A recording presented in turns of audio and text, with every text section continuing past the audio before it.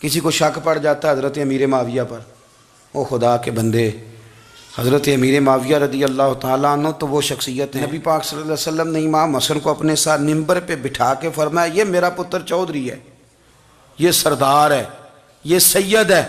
हुजूर किस तरह? फरमाया जब मुसलमानों की दो जमातें लड़ेंगी तो ये सुलह कराएगा। तो वो हज़रत अमीर माविया की जमात जिसके साथ हज़रत इमाम हसन सुलह करे, तुझे क्यों नहीं कबूल? बिला वजह उलझते हो। बिला कहते जी वो यजीद के अब्बा जी थे। तो नूह अलैहिस्सलाम का बेटा भी तो काफिर था ना, तो काफिर का बाप होने का माना ये है कि आप इल्ज़ाम लगा देंगे? अजीब आप बात करते हैं। क़यामत में कोई किसी का बोझ, कुरान ने फैसला कर दिया है, कोई किसी का बोझ, यजीद अपने मामलात की जवाब देगा, उसके घर वाले उसकी बातों का जवाब। और जो ये कहते हैं ना कि उनके वालिद माअज़ल्लाह ठीक नहीं थे, वो ये भी लिखते हैं कि यजीद का पुत्र बड़ा ठीक था। यजीद के बेटा है जिसका नाम मुआविया बिन यजीद है। यजीद के बाद लोगों ने तख्त पे बिठाया, 40 दिन उसने हुकूमत की और लोगों से कहने लगा कि मैं इस कुर्सी के काबिल हूँ, ना मेरा बाप काबिल था। यजीद का पुत्र फरमाया, ना मैं इस काबिल हूँ, ना मेरा अब्बा काबिल था, मैं उस कुर्सी पे कैसे बैठूं जिसके पायों में महबूब की औलाद का खून हो। तलाश कर लो, तलाश कर लो, कोई अपना अमीर 40 दिन के अंदर बंदा तलाश कर लो, मैं इस काबिल नहीं। तुम ये तो लिखते हो उसके बेटे के बारे में, ये क्यों नहीं मानते कि हज़रत अमीर माविया के साथ इमाम हसन ने सुलह की? आप बात को समझें। और कुछ इतने बेवकूफ़ हैं, इतने नादान हैं, उनको कोई और बात नहीं मिलती तो कहते हैं इमाम हुसैन को आना नहीं चाहिए था, हुकूमत बन गई थी, यजीद बैठ गया था, माअज़ल्लाह। पता है हज़रत अब्दुल्ला बिन ज़ुबैर क्या फरमाते थे? फरमाते थे हम तो यजीद के ख़िलाफ़ उस वक़्त निकले कि हमें यकीन हो, ये उस बंदे की बात बता रहा हूँ जिसे गुट्टी मेरे नबी पाक ने लवाबे दहन से अता फरमाई। लवाबे दहन से गुट्टी दी रसूल करीम। हज़रत अबू बकर सिद्दीक के से हज़रत ज़ुबैर बिन अवाम जो हुजूर की पुप्पी के बेटे, उनके बेटे हज़रत अब्दुल्ला बिन ज़ुबैर कहते हैं हम तो यजीद के ख़िलाफ़ उस वक़्त निकले कि हमें डर था, अगर अब भी ना निकले तो आसमान से पत्थर बरसेंगे, कहीं हमें सजा ना मिले। इतना बड़ा मुजरिम और तुम कहते हो इमाम हुसैन को निकलना नहीं चाहिए। तो खराबी होती है मेरे अजीज़, खराबी होती। आपको पता है मैं इन मसाइल पर कम बात करता हूँ, लेकिन ज़रूरी बड़ा समझता हूँ। मैं समझता हूँ ये ज़रूरी चीज़ें। मेहरबानी फरमाएं, किसी जगह भी किसी एक के बारे में भी अपने अकीदे में कभी कोई कमज़ोरी पैदा, कभी ना कोई कमज़ोरी पैदा। इतनी सी भी बात किसी की सुनना, किसी की करना, डिस्कस, हमारा मनसा भी नहीं। और कुछ और बेवकूफ़ हैं। मैं यूनिवर्सिटी में था चंद दिन पहले, तो लेक्चर के बाद एक दोस्त मुझे कहने लगे कि मौलवी एक दूसरे के पीछे नमाज नहीं पढ़ते। मैंने उसको कुछ प्यार की दलीलें भी दी, मोहब्बत की। इसको कहते हैं इल्ज़ामी जवाब हमारे उसूल तफसीर में। मैंने उसे कहा कि एक डॉक्टर से दवाई ले लें, दूसरे के पास जाएं तो कहता है उसे तो पता ही कौन नहीं, तुम गलत आदमी के पास चले गए। तो इससे आपको टेंशन नहीं होती? ये रोज़ सियासतदान धमा चौकड़ी मचा रहे होते हैं कि फ़लाना चोर है, फ़लाना चोर है, तो इससे नहीं टेंशन, मौलवियों की टेंशन है तुम्हें। कहने लगा जी नहीं, क्यों नहीं नमाज़ पढ़ते? मैंने उसे कहा यार, और वो मुझे कहने लगा जी आप बड़ी मुस्बत बात करते हैं तो इसलिए मैंने आपसे सवाल किया है। मैंने कहा यार बड़ी सादी सी बात है, अगर तेरी समझ में आ गई तो ठीक है, न भी आई तो मनवाना तो मेरे ज़िम्मे है भी नहीं, बताना मेरे ज़िम्मे है। तू ये बता, मैंने कहा तेरे अब्बा जी को, तेरी अम्मा को बंदा काफिर कह गुजरे, कोई मौलवी बहुत बड़ा शेखुल हदीस हो, उसूल तफसीर पे, फ़िक़्ह पे, हदीस पे दस्तरस रखता हो और मुस्तहज़र इल्म हो उस बंदे का, तेरे अब्बे और अम्मा को काफिर कहे, तू नमाज़ पढ़ता है? कहने लगा नहीं। तो मैंने कहा जो मेरे नबी पाक के माँ बाप को मुशरिक माने। और मैंने कहा अगर तुमने दलील चाहिए होगी तो बंदे मैं तुम्हें दूंगा और बाई नेम दूंगा और मैं उनकी तहरीरें तुम्हें दूंगा जो मर गए ये लिखते हुए कि चूंकि वो पहले चले गए थे, उन्होंने कलमा नहीं पढ़ा, लिहाजा माअज़ल्लाह सुबह माअज़ल्लाह दोज़ख में जाएंगे। तेरा हौसला पढ़ता है तो पढ़ नमाज, मेरा तो नहीं पढ़ता, मैं कैसे पढ़ूं? और इस कदर कमजोर नजरिए एक आदमी के अपने कलम से लिखता है, अपने कलम से अपनी किताब में लिखता है कि जिस मछली के पेट में हजरत यूनुस ने कुछ दिन गुजारे वो मछली जन्नत में जाएगी। दे शर्म नहीं आती? जिस मछली के पेट में यूनुस चंद दिन रहे वो जन्नत में जाएगी, और जिस माँ के पेट में मदीने वाले रसूल 9 महीने रहे, हया नहीं आती तुझे बात करते? फिर भी समझ ना आए तो हमसे आके अकीदा सुन। हो दुरूद तुझ पे भी आमिना, हो दुरूद तुझ पे भी। तेरे लाल पर भी सलाम हो, तेरी गोद कितनी अजीम है, तेरी गोद कितनी। यार आप मुझे दलील देना, मैं आप हमारी साड़ी ते बाटी कोनी ते सांझी किदे नाल होनी है, हमारा किसी से दाती रट्टा ही कोई नहीं, आप बात को समझे। लेकिन तुझे कोई और चीज लिखने को मिली कोई नहीं, तूने कलम उठाया और तू तकलीफ देता है नबी पाक को, तू वसीयत वालिदैन को माज़अल्लाह ये लफ्ज कह के गुजर जाता है। और उनके नाम देखो, आमिना, नाम क्या है? आमिना। आमिना नाम काफिरों जैसा है। और वालिद का नाम क्या है? सुभान अल्लाह। अब्दुल्ला का माना एक काफिरों जैसा नाम है, मत मारी है। और किताबें लिखी जा रही हैं और सीरत लिखी जा रही है और दलीलें दी जा रही, लोगों को ख्याल ही नहीं आता। अजीब फ़लसफ़ा है। 4 अक़वाल हमारे बुज़ुर्गों ने लिखे हैं नबी पाक के वालिदैन के बारे में। सबसे पहले इमाम सयूती फरमाते हैं रसूल करीम अलैहिस्सलाम ने फरमाया कि पूरी दुनिया में जब कुफ्र रहता है तब भी 10 लोग अल्लाह की तौहीद पर हमेशा कायम रहते हैं।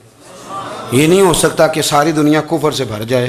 फरमाते हैं मेरे महबूब के वालिदैन भी उन 10 लोगों में शामिल हैं, हुजूर के वालिदैन भी उन। और दूसरा कौल आप फरमाते हैं नबी पाक के वालिदैन ज़माना फ़तरत पे थे।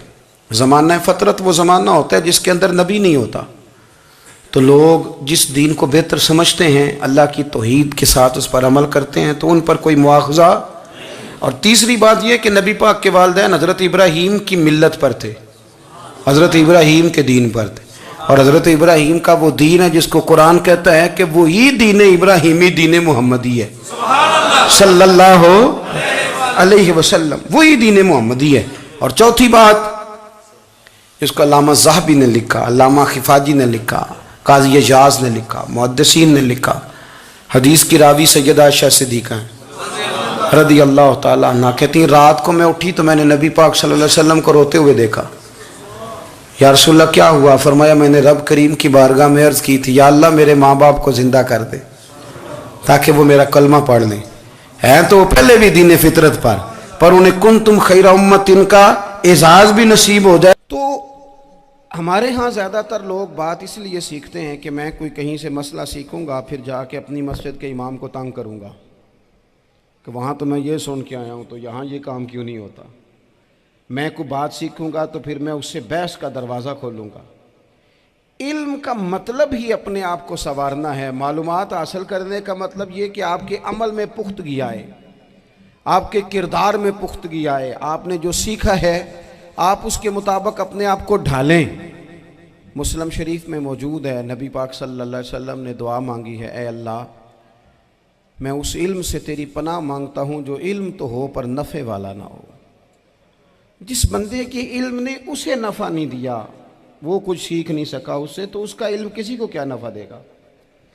जब खुद से उसने, और सूफिया किराम तो फरमाते हैं कि जो लोग बड़ी मालूमात हासिल कर लें, बड़ी बातें सीख लें, पंचायत में किसी को बोलने ना दें, घर में किसी को बोलने ना दें। बहुत सारे लोग तो उलमा को भी मशवरा देते हैं, बड़ी बातें करे, लेकिन अमल के लिहाज से बंदा ज़ीरो हो तो अहले दिल फरमाते हैं उसकी सोबत से बचो। उसे बड़ा पता है, बड़ी बातें आती हैं, बड़ी बातें आती हैं, बड़ी बातें करता है, लेकिन गुफ्तगू की हद तक तो बहुत बड़ा है, अमल के मामले में सिफर है। बहुत सारे लोग मस्जिद के हुजरे में मीटिंग हो रही होती है और वो लंबी लंबी दलीलें और मशवरे दे रहे होते हैं, नमाज का टाइम आ जाए तो उठ के चले जाते हैं, कहते हैं मैं अपने महल्ले दी मसीतें पढ़नी। कईयों को काम याद आ जाता है। फरमाया कि शख्स के पास मालूमात बड़ी हों लेकिन अमल के मामले में बंदा ज़ीरो हो तो उससे बचना क्यों? इसलिए कि अगर पढ़ा लिखा आदमी बेअमल हो ना तो वो अपनी बेअमली पर भी दलीलें पेश करता है। वो कहता है मैं ये काम नहीं करता तो ये मेरे पास दलील है। वो तो बेअमली को भी मुज़य्यन कर देगा माज़अल्लाह। तो दीनी तालीम एक तो हासिल इसलिए करें कि हमने अपने आप को संवारना है, और दूसरा इल्म का शौक़ तबीयत में हो। देखे ना, अल्लाह के हबीब सल्लल्लाहु अलैहि वसल्लम ने फरमाया है कि जो इल्म के रास्ते पे चल पड़ा वो जन्नत के रास्ते पे चल पड़ा है। जुमों में, महफिलों में कानों के जायके के लिए ना आए, इसलिए आए कि मेरे इल्म में, मेरे अमल में ये कोई इजाफे की बात बनेगी, मैं कोई नसीहत हासिल करूँगा तो मेरे दिल का जंग उतरेगा, हमारे यहाँ लोग मज़े के लिए आते हैं और आजकल लोग फ़ोटो के लिए आते हैं। इन दो कामों से निकल कर खालिस इस्लाह की नीयत से इल्म का शौक़, हमारे यहाँ तेज़ी से एक हरकत की गई, उलमा का वक़ार ख़राब किया गया और लोगों को दीनी उलूम से दूर किया गया। और इसमें बाज़ बेचारे वाइज़ीन और खुतबा ने भी किरदार अदा किया, जब जाली पीर की तारीफ़ें खोल के की और उसे पता नहीं कहाँ तक। ये स्टेज होते हैं ना, इनमें कोई बंदा अच्छा लगे भी तो उसके लिए दुआ करनी चाहिए, तारीफ़ें नहीं करनी चाहिए।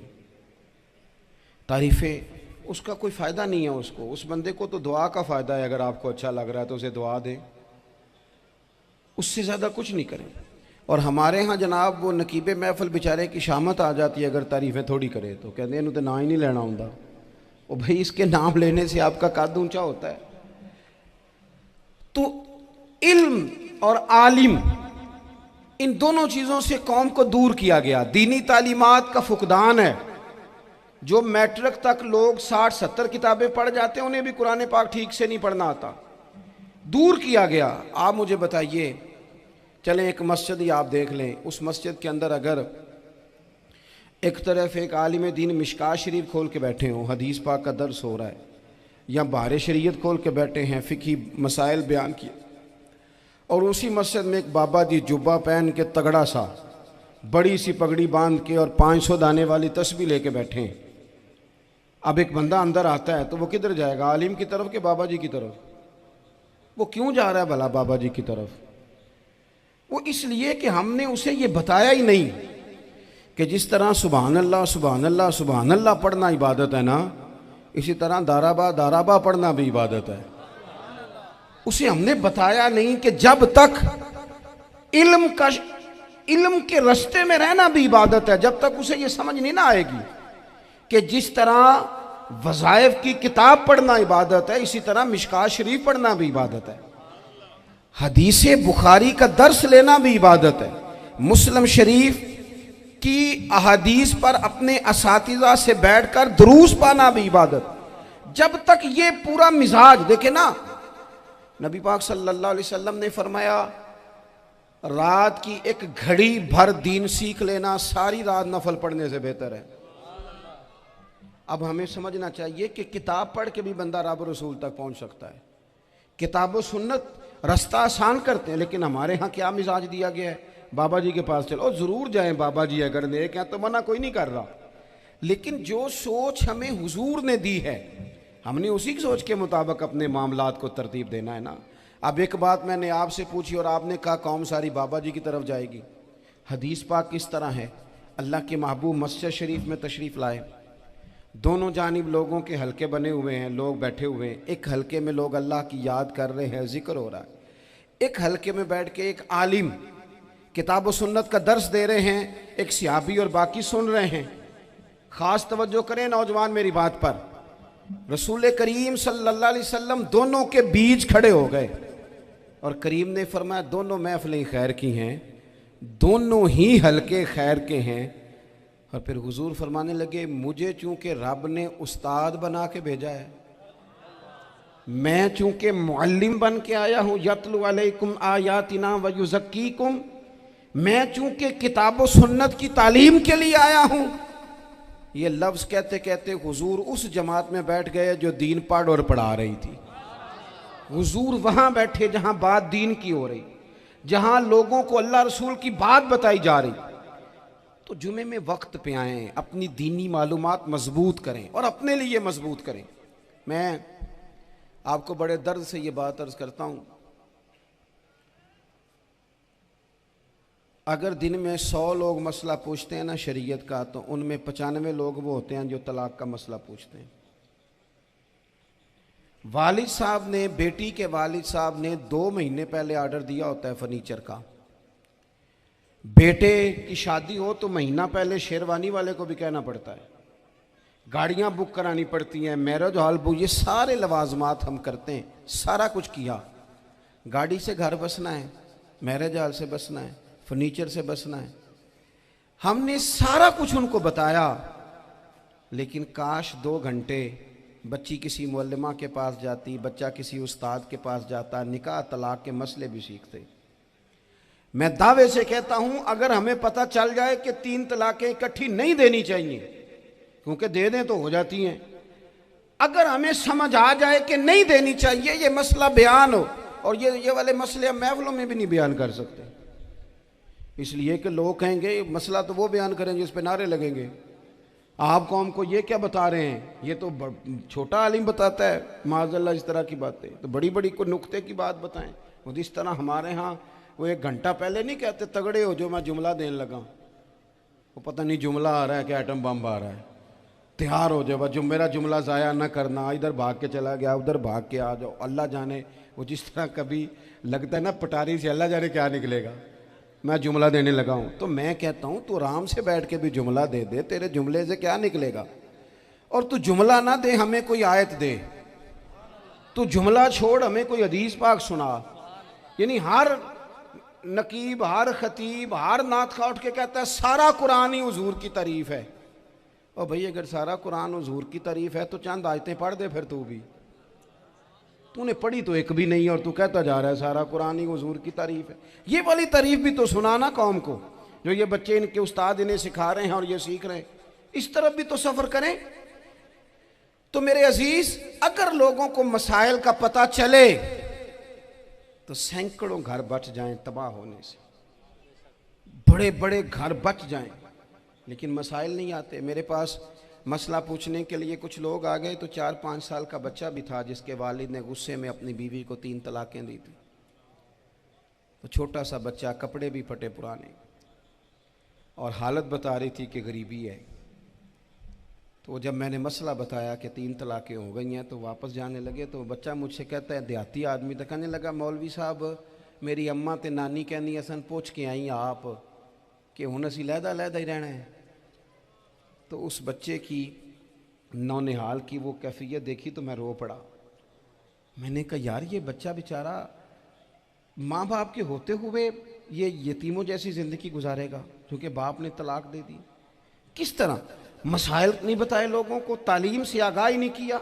और इसमें बहुत बड़ा जुल्म है उन लोगों का भी जो जनाजे पे खड़े होके तो कह देते हैं, मेरी तरह के लोग अच्छे उलमा की बात नहीं करता, वो कह देते हैं देखो जिन लोगों को जनाजा नहीं आता, भैया आपने किस दिन इशा के बाद क्लास लगाई थी जनाजा सिखाने की, ये तो आपने कह दिया लोगों को कुरान जी ठीक नहीं आता। तो यहाँ तो बेचारी बीबियाँ जिनको सही पढ़ना नहीं आता वो मिशन बना लेती हैं कि मैंने इतने 100 को कुरान पाक पढ़ाना है, बेवा हो गई हूँ, तलाक याफ्ता हो गई हूँ, सारी ज़िंदगी कुरान पढ़ाऊँगी। हम क्यों ये मिशन नहीं बनाते, क्यों इस तरफ सफ़र नहीं करते। एक तो दीनी मालूमात में, दीनी उलूम में अपने आप को लगाएं और ज़ौक़ पैदा करें कि जो चीज़ें मुझे नहीं आती मैंने वो सीखनी है, जो मामलात मुझे नहीं आते मैंने उनकी तरफ सफ़र करना है। एक तो अपना ये मिजाज बनाएं। और जब आप दीनी उलूम सीखते हैं